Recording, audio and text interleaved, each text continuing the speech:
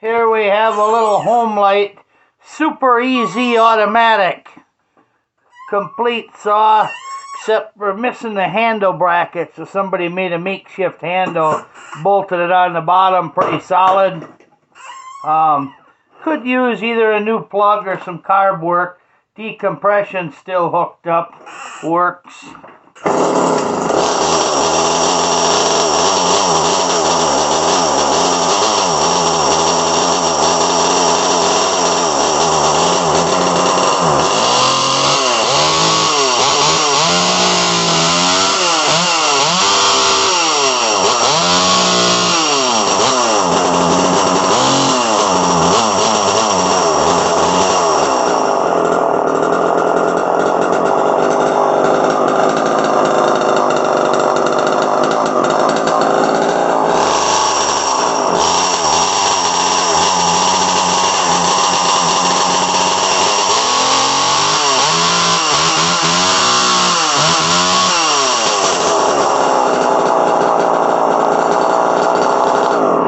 Oiler works good.